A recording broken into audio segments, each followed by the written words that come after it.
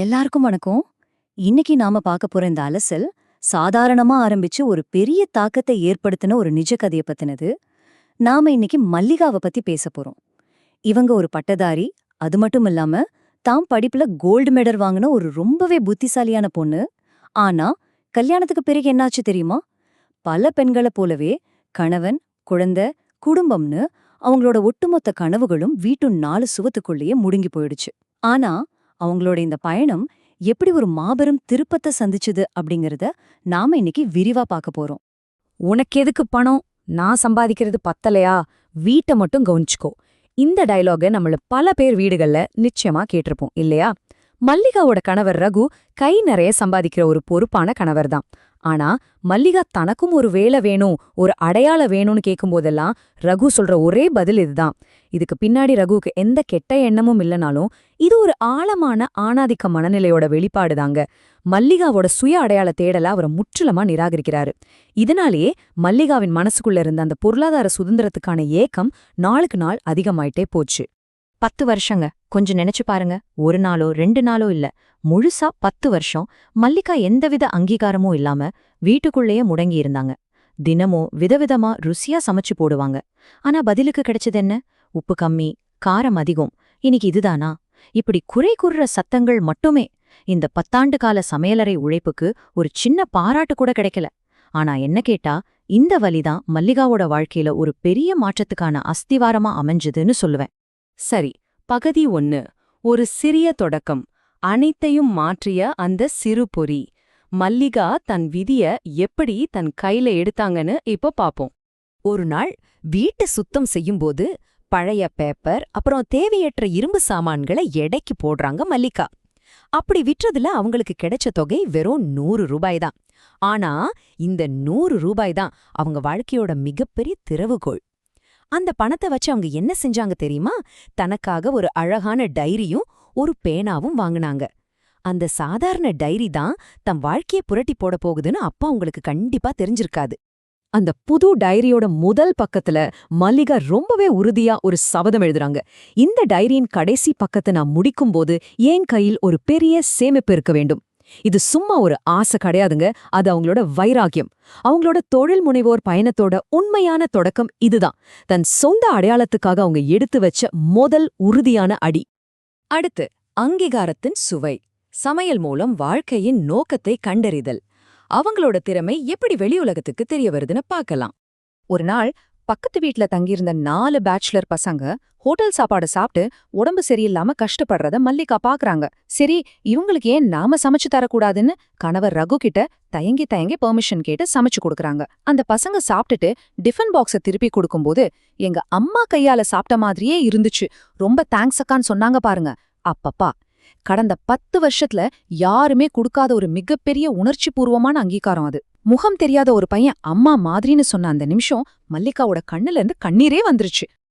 இதுல சுவாரஸ்யமான விஷயம் என்னன்னா, மல்லிகாவோட முதல் மாச லாபமா அவங்க கையில நின்னது வெறும் 500 ரூபாய் தான். ரகு சாதாரணமா தூக்கி போடுற 5000 ரூபாயை விட இந்த 500 ரூபாய் மல்லிகாவுக்கு கொடுத்த சந்தோஷத்துக்கு அளவே இல்லைங்க. ஏன்னா இது அவங்களோட சொந்த வியர்வை, கடின உழைப்பு, எல்லாவற்றுக்கும் மேல இது அவங்களோட சுய அடையாளம். தனக்குள்ள இருந்த தாழ்வு மனப்பான்மைய சுக்குநூறா உடைச்சது இந்த பணம்தான். அந்த முதல் லாபத்துல மல்லிகா நேரா கடைக்கு போய் தங்க அம்மாவுக்கு பிடிச்சமான ஒரு அழகான பட்டுப்புடவைய வாங்குனாங்க. உன் பொண்ணு இப்ப சம்பாதிக்க ஆரம்பிச்சிட்டேமான்னு சொல்லி அந்த புடவைய கொடுத்தப்போ அவங்க அம்மாவோட கண்ணுல வந்த ஆனந்த கண்ணீர் தான் மல்லிகாவோட முதல் மிகப்பெரிய வெற்றி. ஆனா இவ்ளோ நடந்தும் ரகு இதை இன்னமும் புரிஞ்சிக்கவே இல்ல. மல்லிகா ஏதோ டைம் பாஸ் பண்றாங்கன்னு ரொம்ப அசால்ட்டா நினைச்சுக்கிட்டு இருந்தாரு. பார்ப்போம் இந்த வளர்ச்சி எப்படி படிப்படியா அமைஞ்சதுன்னு. முதல்ல பழைய பேப்பர் விற்றதுல ஆரம்பிச்சு, அப்புறம் 4 பேருக்கு சமையல், அது மெல்ல மெல்ல 8 பேராகி, இப்போ பாத்தீங்கன்னா ஒரு முழுமையான கேட்டரிங் சர்வீஸ். அந்த சின்ன சமையலறை இப்போ ஒரு மினி ஃபேக்டரி மாதிரியே மாறிடுச்சு. முன்னாடியெல்லாம் சின்ன சின்ன விஷயத்துக்கெல்லாம் மனசு கஷ்டப்பட்டு அழுதுகிட்டு இருந்த மல்லிகாவோட மன அழுத்தம் எல்லாமே இந்த வேலையோட பிஸில காணாமலே போயிடுச்சு. இது ஒரு அபாரமான வளர்ச்சிங்க. எதிர்பாராத நெருக்கடி, வீட்டின் தூண் சரியும் போது. கதையோட ஒரு உச்சகட்டத்துக்கு நாம இப்ப வந்துட்டோம்.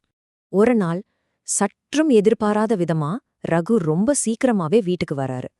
10 வருஷமா ரத்தத்தை சிந்தி உழைச்ச கம்பெனிலிருந்து எந்த முன்னறிவிப்பும் இல்லாம அவரை வேலையை விட்டு தூக்கிட்டாங்க. ஐடி கார்டை பிடுங்கிட்டாங்க. அடுத்த வருஷ ஸ்கூல் ஃபீஸு, வீட்டு லோனுன்னு மொத்த குடும்ப பாரமும் ஒரு நொடியில அவரை அழுத்துது. சம்பாதிக்கிறவர் அப்படிங்கிற அவரோட அடையாளம், கௌரவம் எல்லாமே சுக்குநூறா உடைஞ்சு போச்சு. ஒரு சின்ன குழந்தை மாதிரி கதறி அழுறாரு ரகு. இப்போ பாத்திரங்கள் மாறுகின்றன. குடும்பத்தின் புதிய தூணாக மாறுதல். வீட்டின் முக்கிய தூணாயிருந்தவர் சரிந்து விழும்போது மல்லிகா எப்படி அவரை தாங்கி பிடிக்கிறாங்கன்னு பாப்போம். ரகு முற்றிலுமா உடைஞ்சு போயிருந்த அந்த நேரத்துல மல்லிகா அவர் பக்கத்துல உட்கார்ந்து சொன்ன அந்த வார்த்தைகள் நிஜமாவே சிலிர்க்க வைக்கும். நம்ம கௌரவம் நம்ம வேலையில இல்லைங்க, நம்ம நம்பிக்கையில தான் இருக்கு. இப்படி சொல்லிக்கிட்டே தன்னோட சேமிப்பு மொத்தமும் இருந்த அந்த டைரிய ரகு கையில குடுக்குறாங்க. இத்தனை வருஷம் நீங்க இந்த குடும்பத்தை தாங்குனீங்க, இப்போ நான் தாங்குறேன்னு மல்லிகா சொன்ன அந்த தருணம் ஒரு பெண்ணோட பொருளாதார சுதந்திரம் எவ்வளவு பெரிய சக்திங்கிறத ரகுவுக்கு ஆழமா உணர்த்துச்சு. ரகுவோட மாற்றத்தை கொள்ள பாருங்களேன். நேத்து வரைக்கும் அதிகாரமா காஃபி கேட்ட ரகு இப்போ தான் ஈகோவெல்லாம் ஓரமா வச்சுட்டு, மல்லிகா நான் வெங்காயம் கட் பண்ணி தரவான்னு கேட்க ஆரம்பிச்சிட்டாரு. சாப்பாடு பேக் பண்றது, தான் பைக்லே பெருமையா போய் லஞ்ச் பாக்ஸ் டெலிவரி பண்றதுன்னு இப்போ அவரு மல்லிகாவோட சிறந்த பிசினஸ் பார்ட்னரா, ஒரு உற்ற துணையா மாறிட்டாரு. உண்மையான கூட்டாண்மை மற்றும் அதிகாரம் அளித்தல், திருமண உறவின் புதிய இலக்கணம். ஒரு ஏற்றத்தாழ்வு கொண்ட ஒரு உறவு எப்படி உண்மையான பார்ட்னர்ஷிப்பா மாறுதுங்கிறத இந்த கதை நமக்கு சூப்பரா சொல்லுது. இந்த முழு கதையிலே நாம முக்கியமா கத்துக்க வேண்டிய பாடம் எதுதாங்க. உண்மையான பார்ட்னர்ஷிப் அப்படிங்கிறது ஒருத்தர் மேல ஒருத்தர் சவாரி செய்யறது கிடையாது. மாறா இக்கட்டான நேரத்துல ஒருத்தருக்கு ஒருத்தர் தோள் கொடுக்கறது தான். பெண்களோட சுய சம்பாத்தியம் அப்படிங்கிறது வெறும் பணம் சம்பந்தப்பட்ட விஷயமே இல்ல.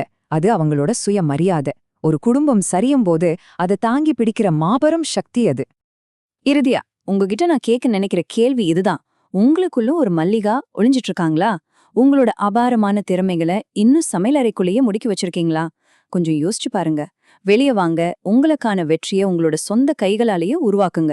மல்லிகாவை போல நீங்களும் உங்களுக்கான முதல் படியை இன்னைக்கே எடுத்து வைங்க.